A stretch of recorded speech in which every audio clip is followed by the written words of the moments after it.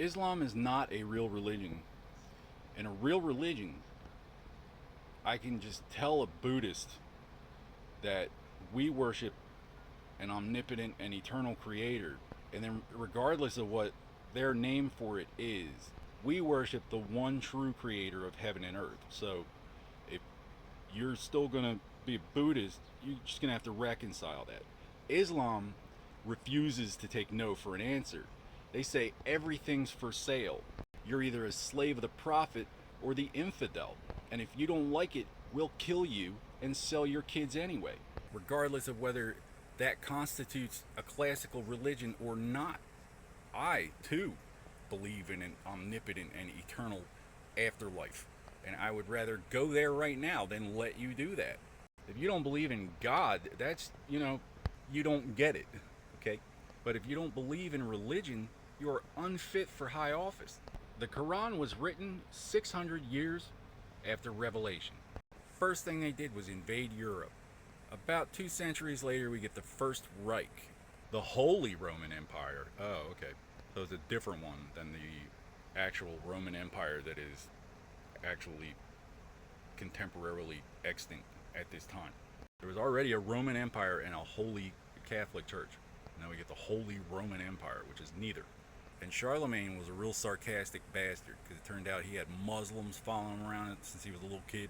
So what he did was he took a vellum scroll and stuffed a bunch of gold nuggets and dust and precious gems into it and sent a letter to the Pope. And popes historically like gold dust. So they wrote back, "Dear Charlemagne, thanks for the gold, love the Pope." And Charlemagne took that letter and he showed it to the Vikings and said, "Look, here's my name and it says Pope at the bottom. I officially exist." And then the Vikings had no choice. He had a holy writ. They couldn't read. Vikings couldn't read. For the next 600 years, the Vatican would say something and the Holy Roman Empire would be like, "Whatever you say, Pope." And they'd just go do, like they'd make a mockery of it. The first thing they did was attack their nearest Christian neighbors in Poland. 600 years, they bumble around from Christian to Christian kingdom, just sacking it and taking it wherever there's money. The Russians said this is heresy. They broke off. It was all one big church before that. Finally, the Holy Roman Empire broke through Lombardy, or Tuscany, whatever it was, and sacked the Vatican, and then promptly imploded. Like that's all it was intended to do all along. A couple of centuries later, the Eastern Roman Empire ultimately fell. 1453, the Muslims take over Turkey, and they start returning all this Greek literature and art to Genoa, and it starts the Renaissance, which is Middle Latin for "gee, thanks for our stuff back." The Germans get the printing press so they can learn their ABCs, and while they're doing that, we get the Age of Exploration. And then we have the German Enlightenment, which is when they start doing what they were doing to begin with. A bunch of stupid wizards running around. Martin Luther nailed his, what was it, 105, 99, whatever, 95 theses to the door of the church at, Wittenberg? 95 friendly suggestions now that the peasants can read. Germany's a long way from Italy. You have to go all the way around the Alps through the Appian Way. Viking is not properly a race. It's actually an occupation shared by many Baltic tribes. Anybody who was sailing around raiding slaves, these people would have called them, they would have said that they were Viking. And people who did it were Vikingars. The proper term is Norseman, because where you hail from, friend, that away. So the Normans had these ancient trade routes with the Levant and India, and without any kind of like holy guidance or central governance, you end up with a bunch of stupid heretics running around. You take your authority from God, well, raping you must mean I'm God. They're real sarcastic. And they're not the only ones that did it. The Spartans are rumored to have done it. The Philistines, obviously. But no, that's not how you become a king. In India, you're either born a king or a priest. You don't become a king by raping a priest. So the Normans and the Philistines had this reciprocity. And it's one thing to oppose the Roman Empire. There's always the argument, it, no matter what you have to say about democracy or tyranny or imperialism, they have swords. Church has a bunch of gold and no swords. How does that even? Well, you see, there's a system here. It doesn't matter if you have a king or democracy or whatever. The church is separate. It's protected by whatever law of the land. Doesn't matter what your laws are. We have a bigger, longer list of whatever it was. We didn't do it. Islam has always had these unfounded allegations as impetus to just impersonate us and do all kinds of wickedness behind our backs, act like the church forgave it without a word to our faces. You try to reason with someone to convert them to Islam, okay? And if you start with the either of the two editions of the Quran that I have possessed, I still have one of them, the introduction mentions that Muhammad married a 6-year-old. So I don't think it's supposed to work for rational people. I think the only way it does work is by marrying 6-year-olds behind our back, raising them to believe they have no choice in the matter. I do solemnly swear before Christ Jesus, the Lord our Savior, and all the angels, and all the prophets and the saints, that I shall first do no harm. I shall guard my charge from injustice. And I send that to the Vatican. I'm not a priest, I'm just a doctor. I don't take a stipend. They don't pay me. As a Roman, I stand with Israel. Christian enough or not, I'll be Irish enough for the likes of you. Point being, all religion is a search for universal and eternal truth. It doesn't matter what walk of life God gave you. We all play a part in that mortal search for a universal and eternal truth, which extends to the afterlife. There's definitely an element of after this life. It's not where you just like pretend there's some kind of vendetta and then go lie to the Pope and act like you're just not allowed to talk to us because you already lied to the Pope about us. So it can be definitively stated that religion, regardless of what you call it or whether anybody likes it, is a search for universal and eternal truth. Or unless yours isn't, in which case, what do you want? Get back in your boat. It's not a system of justifiable mistakes. It's not an excuse, okay? It's not a system of justifiable mistakes shared between however many jingleheads to shoot yourself in the foot, stab each other in the back, and blame somebody who will turn around and stomp on your pointy little head until there is nothing left but the footprints of Jesus. So the Protestants officially rejected the Protestants officially rejected the indulgences, like you just do whatever you want and give money to the church. But while they may have served a practical purpose, the fact of the matter is that if the church ever engaged in indulgences, it was for like a few weeks. Another example of self-destructive propaganda against the church would have been the Hospital of Rebellion. To the Protestants, for purposes of crusade custom, are objecting to the presence of a foreign god, king, or army on the land, because without that, there's really no point. What indulgences, no indulgences, what's the difference? Okay, so you're going to get on your horse and go all the way around the all the way around the Alpine Mountains. So what there was, we'll call it an Alexandrian schism, okay? Alexander went and made ancient Greek the language of medicine, the universal language of medicine. Too late to change it now. And then the Roman Empire made Latin the language of law. Well, the thing is, without medical ethics, there's no point in having laws. All men have a God-given right to self-defense. And if you have a problem with it, there's always a bigger fish. So whether or not you revere Andrew or Patrick, the Protestants are protesting their own Catholic Church It's not like a cathedral flew in from the clouds one day and landed in the middle of your town. Now, I have always been an anti-disestablishmentarianist, which is someone who is against the disestablishment of the church. An anti-fascist, okay, because fascism is heresy. So now I'm also an anti-fascist, since most people can't spell anti-disestablishmentarianism, and an anti-communist, because if I'm the last farmer in town, you better believe I'm charging double for eggs. My chickens are vastly superior. Communism is charity at the barrel of a gun, and the church already had charity, if that's allowed. Now, in India and Tibet, the monks beg from door to door, but at the end of the day, they go back to their sanctuary. They don't live in the street and beg from door to door. They don't come from out of town door to door, act like we owe them something we don't have to give.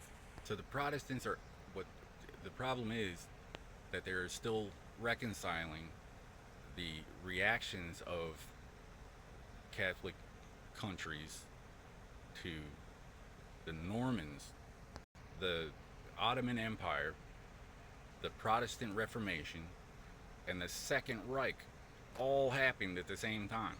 The KKK, the Ku Klux Klan, was originally founded to hang carpetbaggers. Carpetbaggers swept through the South during the Reconstruction era after the Civil War, leaving a wake of just poverty and addiction. And then what happens when it works? Like any social movement, it gets taken over by the carpetbaggers. You have to have a clear and achievable goal and an exit strategy. Like Black Lives Matter. If you can't arrange a league-wide kneel-in, you don't just go to the game and kneel anyway and get paid all these millions of dollars, act like you're doing your own thing. What is your exit strategy? Just wait for the Nigerians to piss everybody off until they just don't anymore?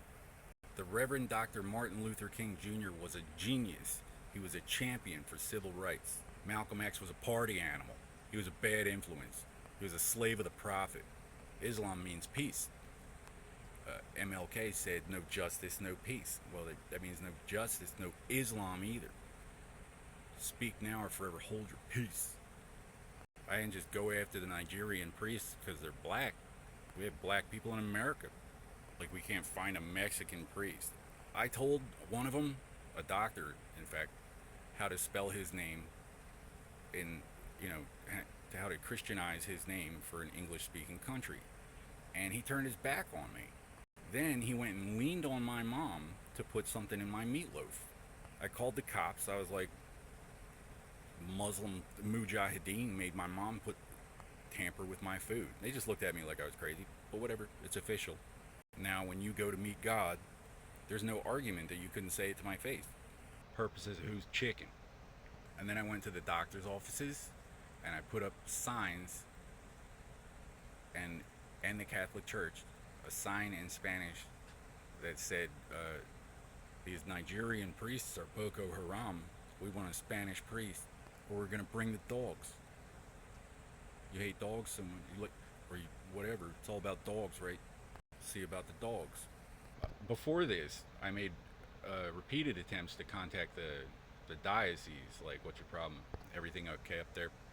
All right. So I got kicked out of the Catholic Church by police for calling Nigerian priests Boko Haram and declaring "Bring the Dogs to Church Day," purposes of intent and affiliation. Because we have to be allowed to address crimes. It doesn't matter what you think of me. I'm minding my own business. You come along and try to impose war taxes. Those are payable in war, my friend. Pretend to be Catholic while you do it. It don't work for me, because I know ye shall know them by their fruits. And the Catholic Church is an ecclesiastical authority. They teach the children. Any Irish priests come around, more likely to help me. I'm only in this position because I got homos and fucking retards following me around, friar. The Angles, the Brits, the Bretons, the Welsh, the Irish, the Scottish, the Picts, the Gauls of France, and the original Germans, these are all Celts. And Spain, the original Spanish, these were all Celts from Spain to Germany. and then they got invaded by the Muslims, and then there's the Visigoths. But regardless, whatever. They have roads, they have indoor plumbing and roads and laws. They're not running around chasing other people's kids around without a word to their faces, snatching up little blonde kids and selling them just to stay in charge of losing. And that authority does not exist on the land in America since abolition. So whoever's doing it to white people wants to abolish abolition. They are not your friends. The FBI does not provide that service. It's the whole FBI. Everyone in the FBI signed up to be a part of the blowback that this is like. No, of course not. If you've ever met any of them, you ever seen them work, you don't want to tangle with them if you don't have to. These people are perfectly capable. So the Japs and the Koreans and stuff, they don't get it. Islam means peace, but it's not, it's a lie. It's sarcastic. They're just messing with you. And this is what we call in diplomacy an out. This is where you cut your losses. You say, oh, we were deceived, those bastards. Because whatever corporate thinks the future has in store, whatever post-apocalyptic dystopia they think they're invested in, as long as I'm alive, there's always a chance I might go tell somebody. I might just find a grown-up before you kill them all. And you should faithfully convey that message to your principals, your backers, whoever they may be. Tell them that my name is Noel D. Smith, single, straight, no kids, never married. That's why I said single. No abortions, meaning I've never performed one, not that I've never had one. Nobody's that confused, like that there would be a factor in negotiations. No abominations. I know there's a big whole list of them, but we're talking about to lie with a man as thou doth with a woman is an abomination, because two men cannot make new life ex nihilo with a blessing from God and unhand that livestock, Philistine. No divorces. See, the first two times I mentioned that I had never been married, those were just warming you up for the coup de grace here. No divorces. And I've never declared bankruptcy. Formerly decorated so-and-so with the yada yada, perhaps you've heard of us. Airframe triage theologies. Furthermore, I have never forged ink on paper, so they didn't learn it from me. They're not doing it to get back at me in particular. We are not affiliated.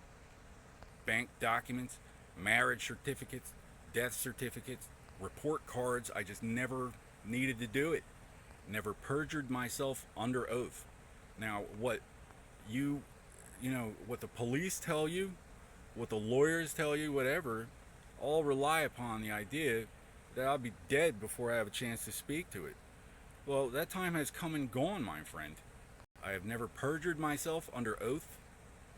And, our mutual enemies were just relying upon the idea that they could blame somebody crazy enough to do all this crap, like they were with him or against him or whatever, and then let him find out about it in hell. And no bankruptcies. I've never declared bankruptcy, so I'm not the president of the bankruptcy club for men either. I'm not a hacker. I never learned how to run a server, much less hack one. And I've never sold cocaine. I know what it smells like, but I didn't inhale. Point being, there's nobody out there owes me money for cocaine. I don't owe anybody for cocaine. And you didn't pick up the habit from me. Now, for purposes of vendetta, like Christians, Jews, even Muslims, regardless of who made the investment to put a computer in every office of the federal government, it would appear 55 years after the beginning of the gay revolution that Congress cannot define female in public.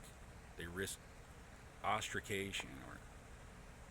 So, Central African warlords aside, it would appear that there has to be at least some level of faggot deciding whether or not I can talk to Washington.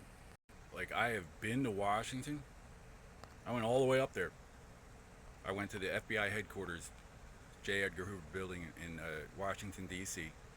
And I said, this is my birth certificate. Okay, so whatever you think it is, this is what I think it is. Am I under arrest? And then I came back.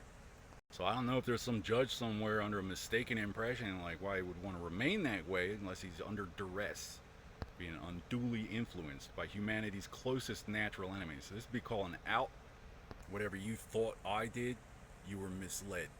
And maybe willingly so, because you're in a position. How do we maintain the state of Florida and the Everglades at the same time? Nobody's paying taxes on the Everglades. We need medical tyranny to afford it.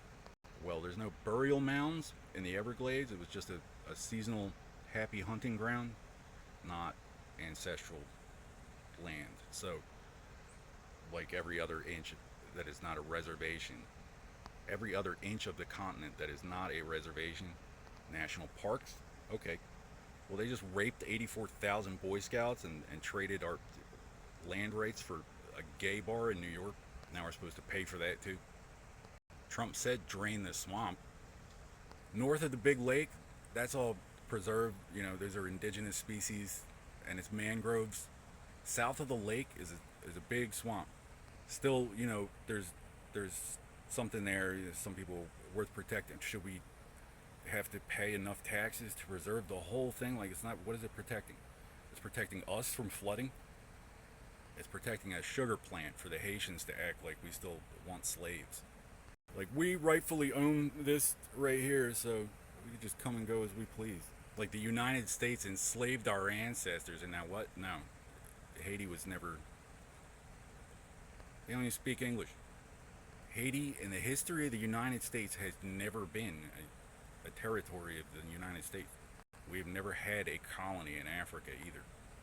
If your ancestors were slaves in the United States of America, they were purchased from their ancestors. Florida has no oil of its own, no iron deposits, no copper, plenty of sunshine and mud.